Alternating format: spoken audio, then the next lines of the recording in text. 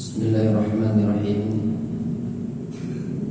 Assalamualaikum warahmatullahi wabarakatuh.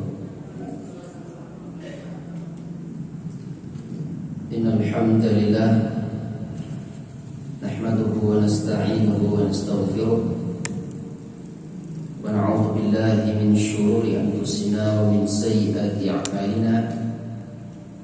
Man yahdihillahu fala mudilla lahu wa man yudlil fala hadiya lahu.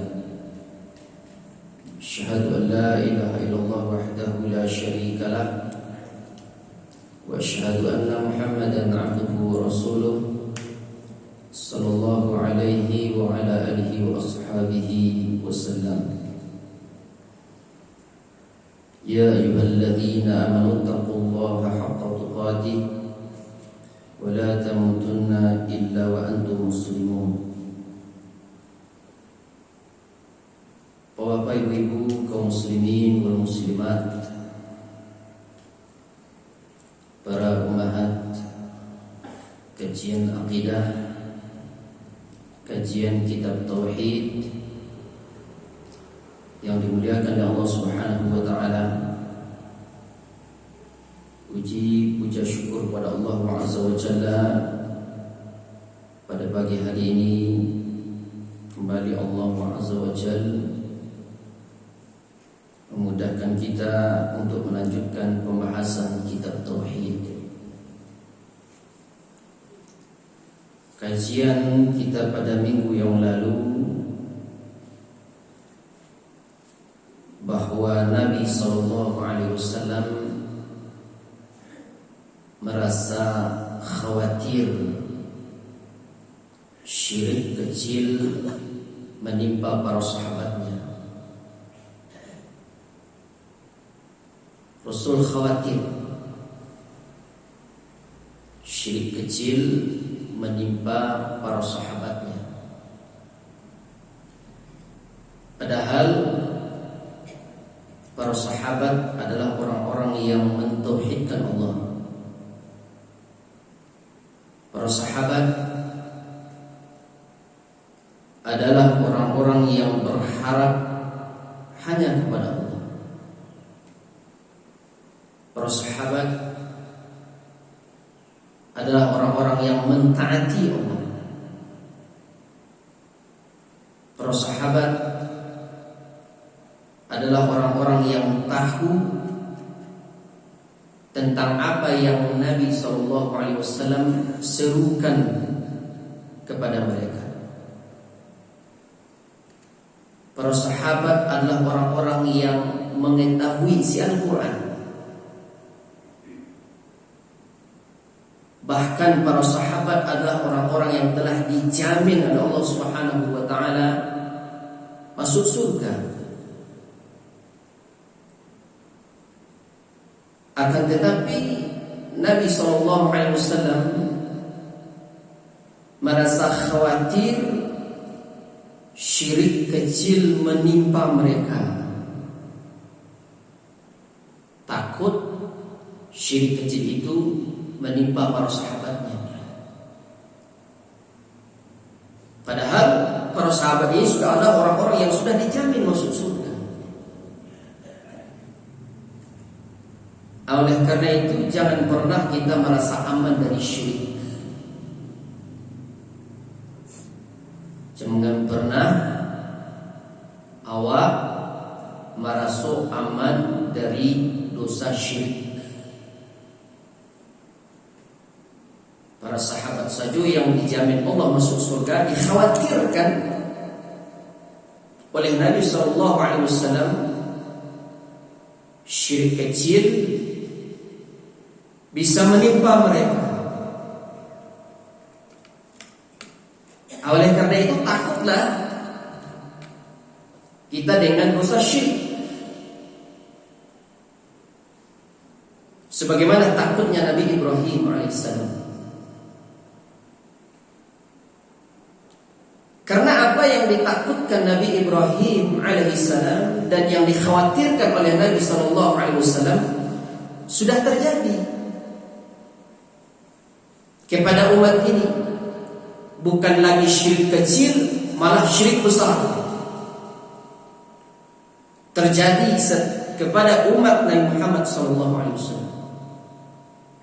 Sebagaimana Nabi SAW mengabarkan tentang umatnya dalam hadis Thauban minggu yang lalu kita sebutkan, hatta yalhaqa qabailu min ummati bil musyrikin, sehingga beberapa kabilah dari umatku menyusul orang-orang musyrik melakukan kesyirikan. Setelah Rasul meninggal, ternyata umat beliau kembali melakukan, sebagiannya kembali melakukan perbuatan syirik. Wa hatta ya'budu fi'amun min ummatil awthan, sehingga sekelompok orang dari umatku menyembah berhala. Berhala itu bukan hanya patung. Jimat-jimat yang kita jelaskan sebelum ini juga berhala. Tidak hanya patung. Tapi pertama kali setelah Nabi SAW meninggal, sebagian sekelompok umat yang menyembah berhala, menyembah patung Latta, Uzza, Manat dan Hubal. Mereka meyakini kalau berhala Latta, Uzza dan Manat itu bisa mewujudkan keberkahan. Nah, ini diyakini oleh mereka. Patung Latta, Uzza, Manat ini bisa memberikan keberkahan. Padahal kata Allah Subhanahu wa taala, ini hanya sangkaan yang mereka yakini itu tidak benar, tapi hanya sangkaan. Karena tidak ada ilmu yang menjelaskan tentang itu, baik dari Al-Quran begitu dari As-Sunnah Nabi SAW. Itu hanya sangkaan, kata Allah Azza wa Jalla dalam surat An-Najm 23, ayyattabi'una illa dhann, kata Allah, ayyattabi'una illa dhann, tidak lain itu hanya mengikuti dhann, ad-dhann, sangkaan. Nah, mereka menyangka itu sebuah kebenaran. Mereka menyangka itu sebuah kebaikan. Sangkaan. Padahal itu adalah syirik besar. Padahal itu syirik besar yang akan membuat mereka kekal di dalam neraka Allah Subhanahu wa taala. Termasuk para sahabat, karena baru terlepas dari kesyirikan, menyangka juga bahwa sesuatu ini sebuah kebaikan. Sebagaimana para sahabat meminta dibuatkan Dzatu Anwat kepada Nabi SAW, menyangka Dzatu Anwat ini bisa memberikan keberkahan. Sebagaimana riwayat dari Abu Waqid Al-Layth. Abu Waqid Al-Layth ini seorang sahabat yang terkenal. Beliau wafat tahun 68 Hijriah pada usia 85 tahun. Sahabat Abu Waqid Al-Layth. Kata beliau, kami berangkat bersama Nabi SAW menuju Hunain, perang Hunain. Sementara kata Abu Waqid Al-Layth, kami baru saja terlepas dari kekufuran, dari kesyirikan. Baru ini.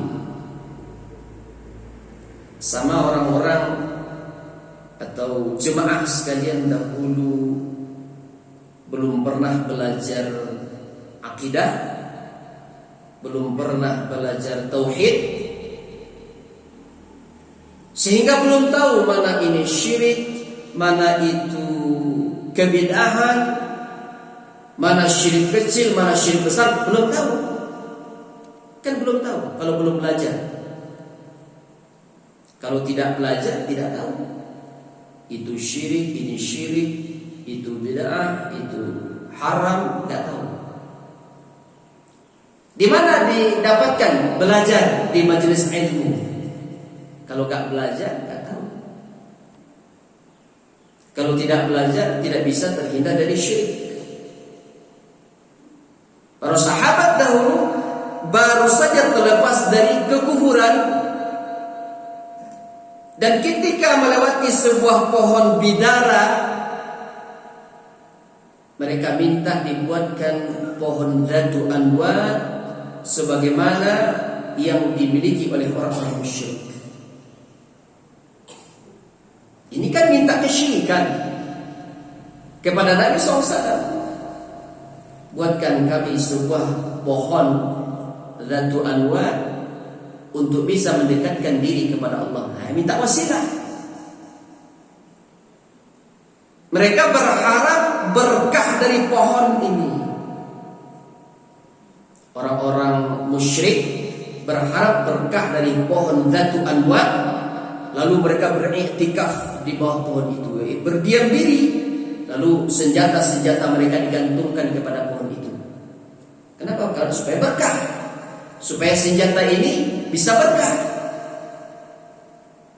bisa membunuh banyak musuh. Nah, para sahabat baru saja terlepas dari kesyirikan, baru pindah dari syirik kepada tauhid. Hati mereka belum bersih total. Alum barasih bana hati para sahabat ini dari kebiasaan syirik ketika mereka masih jahiliyah. Semua belum pernah belajar tauhid, sehingga masih banyak keyakinan syirik yang ada di dalam hati kita, atau di kebiasaan tradisi yang berbau syirik yang ada di negeri kita ini. Karena belum tahu. Nah, kami melewati pohon bidara dan kami mengatakan kepada Nabi SAW, kata Abu Waqid Al-Layth, "Ya Rasulullah, ij'al lana Dzatu Anwatin kama lahum Dzatu Anwat." Ya Rasulullah, buatkan Dzatu Anwat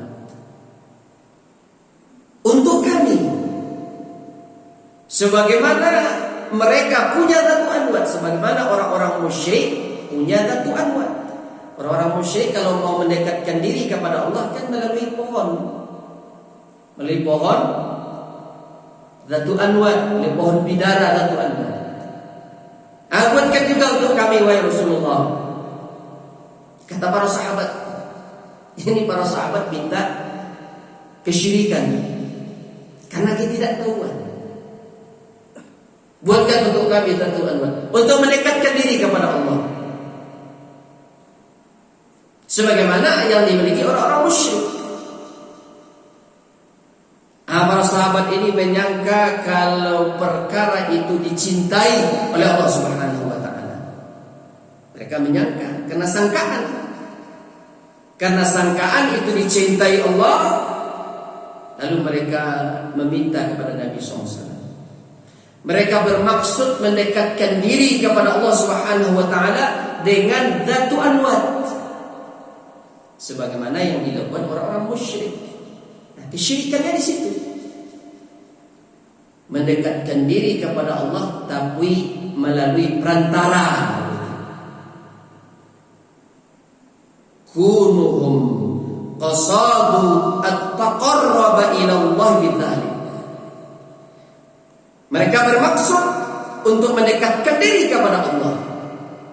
Lidzannihim annahum yuhibbuhu, karena mereka mengira, mereka menyangka bahwa Allah mencintainya. Minta kepada Nabi, ya Rasulullah, buatkan Datu Anwat untuk kami seperti mereka punya Datu Anwat. Apa kata Nabi SAW? Allahu Akbar. Innaha sunan, kata Nabi SAW. Ini tradisi, kata Rasul. Innaha sunan, ini tradisi, kata Rasul. Rasulullah bertakbir, Allahu Akbar, mendengar permintaan para sahabat ini. Bertakbirnya Nabi SAW ini bentuk pengagungan beliau untuk Allah. Bertakbirnya Nabi SAW ini bentuk penyucian Rasul kepada Allah Subhanahu wa Ta'ala. Bertakbirnya Nabi SAW ini bentuk penyelisihan beliau kepada orang yang tidak layak bagi Allah Azza wa Jalla. Jadi kalau ada orang menyebutkan sesuatu tentang Allah yang tidak layak bagi Allah, maka kita takbir Allahu Akbar. Bentuk kebencian, bentuk ketidaksukaan apa yang dia katakan tentang Allah. Misalnya ada orang mengatakan kata Al-Quran Allah itu di atas. Enggak, Allah itu bukan di atas. Boleh kita bertakbir Allahu Akbar. Bapak takbir bentuk pengagungan kita kepada Allah, bentuk penyucian kita kepada Allah, bentuk penyelisihan kepada apa yang dikatakan orang tersebut tentang Allah. Allahu Akbar, bertakbir. Karena kita tidak menyukai apa yang disampaikan orang itu kepada kita tentang Allah Subhanahu wa Ta'ala. Ini bentuk penyelisihan. Sebagaimana muallif kitab ini menyebutkan at-takbiru 'inda ta'ajjubi, bertakbir pada saat takjub, khilafan liman karihahu, bentuk penyelisihan untuk orang-orang yang membencinya. Jadi Nabi SAW melakukan sadud dzara'i' namanya, menutup sarana kepada yang batil. Jadi nggak boleh, nggak boleh. Artinya adalah tradisi-tradisi yang berbau kesyirikan atau yang bertentangan dengan syariat itu perbuatan orang-orang jahiliyah dahulu. Tradisi yang berbau syirik itu perbuatan orang-orang jahiliyah dahulu. Nah, banyak ini perbuatan-perbuatan jahiliyah dahulu yang masih ada setelah Nabi SAW meninggal sampai juga hari ini masih. Apalagi di luar sana, di daerah sana. Alhamdulillah di daerah Hawa sudah banyak yang berkurang tradisi-tradisi jahiliyah yang berbau syirik, sudah banyak, alhamdulillah. Tapi kalau di daerah lain, wah parah. Kuburan disujud ke kubur, minta-minta ke kubur, minta-minta ke pohon, minta-minta ke batu. Itu batu angke-angke yang di batu sangkar itu sampai hari ini masih dipelihara. Padahal itu tradisinya orang-orang jahiliyah yang berbau syirik, masih dipelihara oleh nenek mama yang ada di daerah batu sangkar. Seharusnya dipecahkan itu batu. Coba pecahkan itu batu, pasti orang tidak akan datang lagi di situ. Pasti itu. Pecahkan itu batu, pasti orang tidak akan datang lagi ke sana minta-minta bakawur segala macam untuk batu itu, minta berkah. Ya, pasti tidak akan datang. Nah, ya Rasulullah, buatkan Datu Anwat untuk kami seperti mereka punya Datu Anwat. Rasulullah bertakbir Allahu Akbar. Innaha sunan. Ini tradisi kata Nabi SAW. Qad qultu qultum walladzi nafsi biyadihi kama qalat banu Israil li Musa. Kata Nabi SAW, demi zat jiwaku yang berada di tangan Allah, kalian telah mengatakan kama qalat banu Israil li Musa. Kalian telah mengatakan sebagaimana perkataan Bani Israel kepada Musa. Apa perkataan Bani Israel kepada Musa? Lihat firman Allah dalam surah Al-A'raf 138. Apa perkataannya? Ij'al lana ilaha. Itu perkataan Bani Israel kepada Musa dalam surah Al-A'raf 138. Ij'al lana ilaha, buatkan untuk kami sebuah Tuhan berhala. Minta dia, buatkan untuk kami sebuah Tuhan berhala. Kama lahum ilahatun, sebagaimana mereka punya beberapa Tuhan berhala. Itu perkataan Bani Israel kepada Musa, buatkan untuk kami sebuah Tuhan berhala. Sebagaimana mereka punya beberapa Tuhan berhala. Ada Tuhan Lata, ada Tuhan Uzza, ada Tuhan Manat, ada Tuhan Hubal. Kemudian apa kata Nabi SAW? Sampai-sampai Tuhan Lata, Uzza, Manat itu sampai itu ada di zaman Nabi SAW. Ketika Rasul sudah meninggal masih tetap ada. Apa kata Nabi SAW? La tarkabunna sunana man kana qablakum, kata Nabi SAW. La tarkabunna sunana man kana qablakum. Kalian pasti akan mengikuti tradisi orang-orang sebelum kalian. Itu kata Nabi SAW. Kalian pasti akan mengikuti tradisi orang-orang sebelum kalian. Ternyata apa yang dikatakan Nabi SAW ini benar-benar terjadi. Pasti kalian ini akan mengikuti orang-orang, tradisi-tradisi orang-orang sebelum kalian. Pasti kalian akan beragama di atas tradisi orang-orang sebelum kalian. Sudah terjadi. Apa yang dikatakan Nabi SAW ini sudah terjadi, benar-benar terjadi. Sebagian besar kaum muslimin mengikuti atau beragama di atas tradisi ajaran nenek-nenek moyang dahulu. Terjadi kan? Tradisi-tradisi kesyirikan yang ada sekarang ini itu ajaran nenek-nenek moyang dahulu. Ajaran nenek-nenek moyang dahulu. Mereka bertasyabbuh dalam beragama. Tasyabbuh itu menyerupai kaum di luar Islam.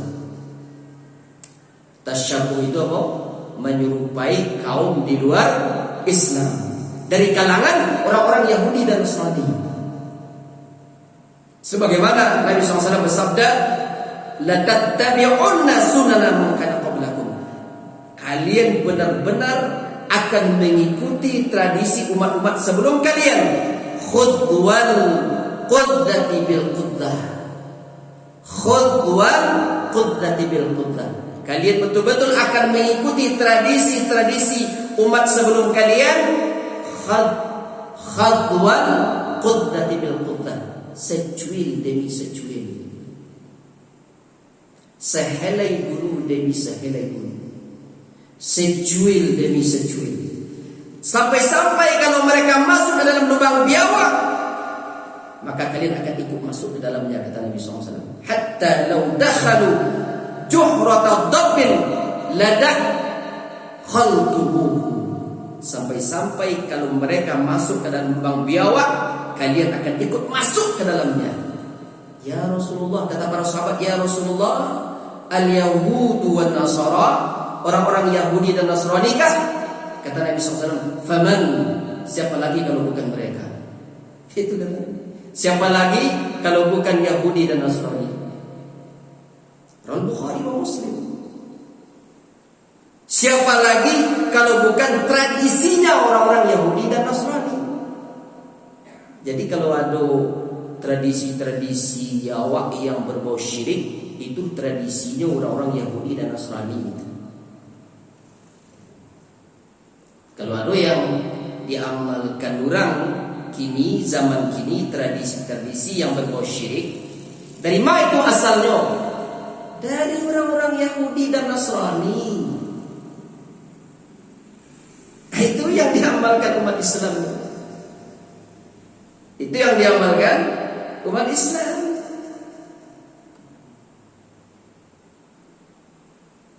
Tradisi siapa lagi kata Nabi SAW? Kalau bukan tradisi orang-orang Yahudi dan Nasrani. Jadi ngalap berkah, mencari berkah kepada pohon, mencari berkah kepada batu, mencari berkah kepada orang-orang yang sudah mati. Ini salah satu di antara tradisinya orang-orang Yahudi dan Nasrani. Namu agama mana itu? Ibu-ibu namu anak ngantuk? Ngantuk? Oke, belajar tauhid memang ngantuk atau apa? Mama lagi.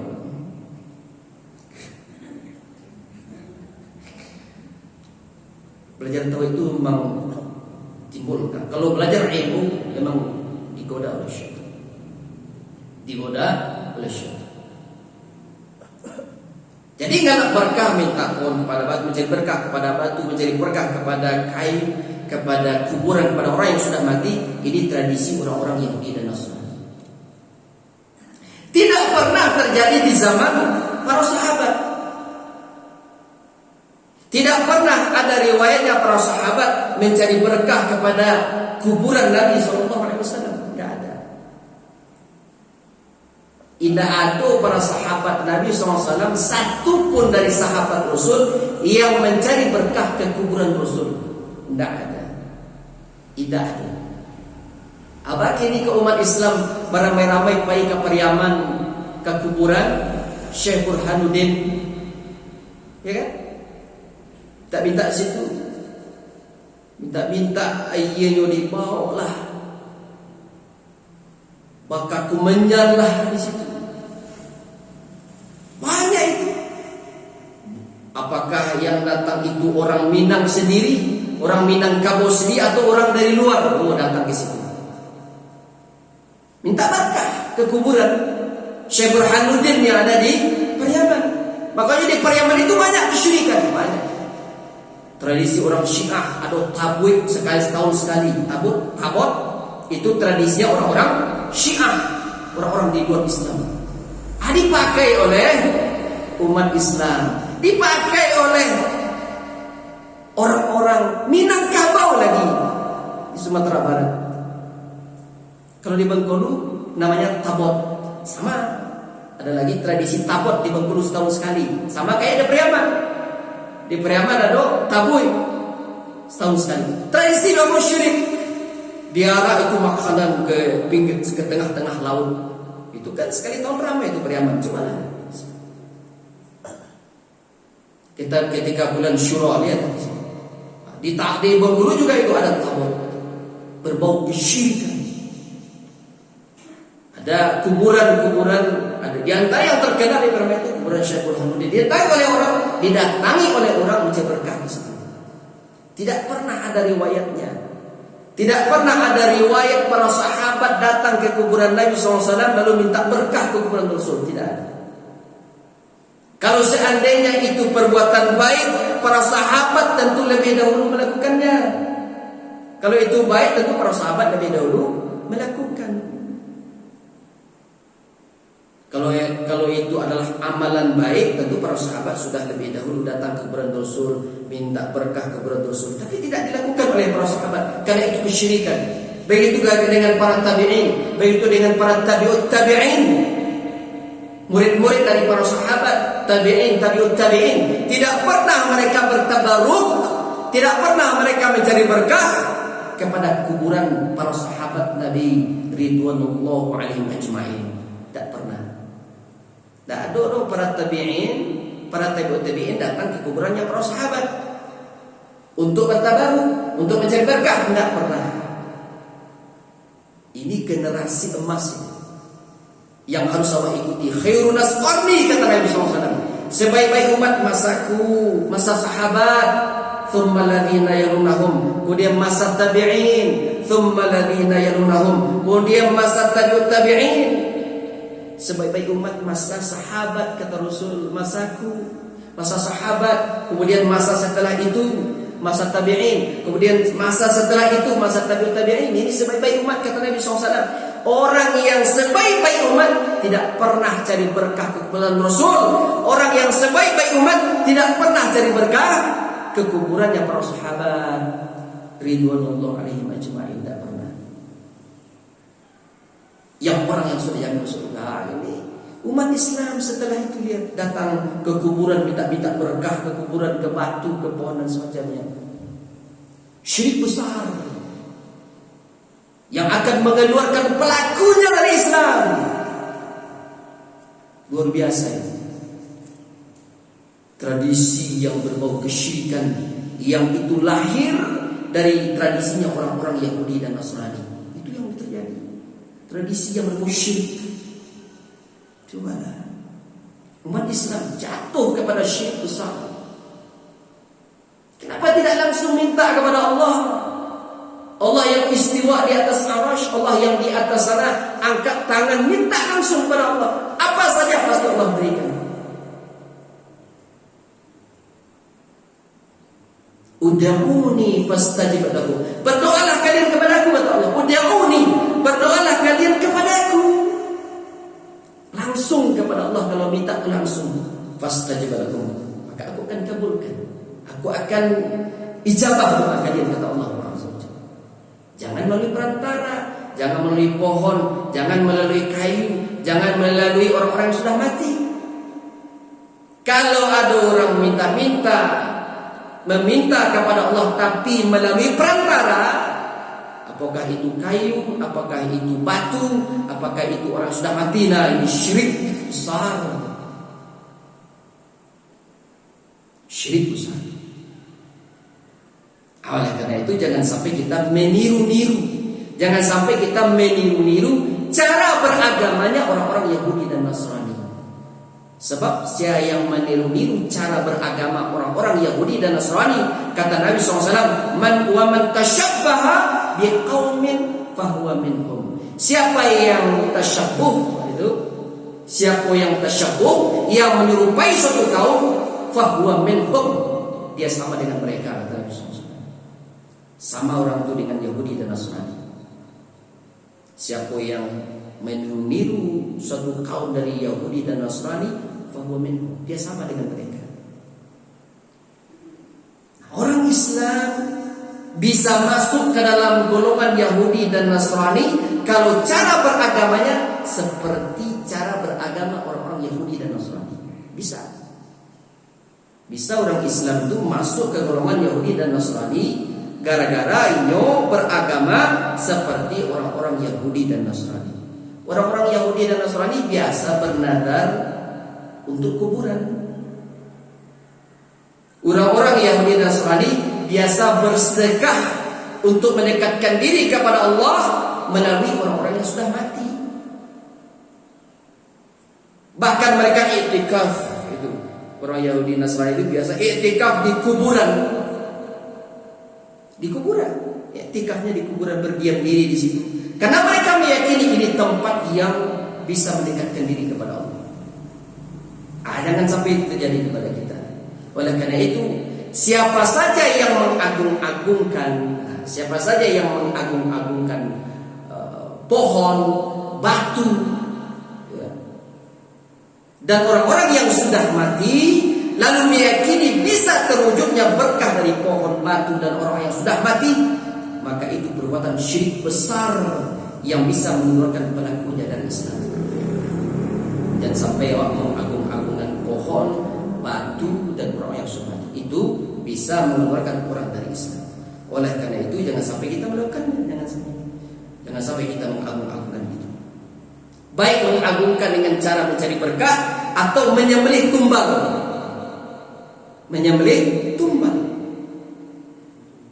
Kan diagungkan itu mencari berkah, siapa disembelih tumbal di situ, disembelih tumbal.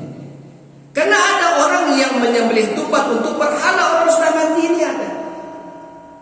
Menyembelih kerbau, menyembelih sapi, menyembelih kambing, menyembelih ayam. Cobalah ketika pagaruyong dulu tabakar, ingat ibu pagaruyong pernah tabakar, ya kan? Itu ketika menegakkan tonggak tuo itu, tonggak tuo pagaruyong itu dibenamkan dulu, disembelih dulu kepala kerbau, sekerbau. Lalu kepalanya dibenamkan di tonggak tuo itu. Di tonggak tuo penyembelihan. Menyembelih tumbal. Menyembelih tumbal kerbau, sapi, kambing, bahkan seekor lalat sekalipun kalau disembelih untuk sebuah tumbal, maka itu sudah cukup mencampakkan dia ke dalam neraka Allah, ke dalam neraka Jahannam. Sebuah lalat kalau disembelih bisa mencampakkan orang ke dalam neraka Allah Subhanahu wa taala. Sebagaimana Nabi SAW bersabda, apa kata Nabi SAW?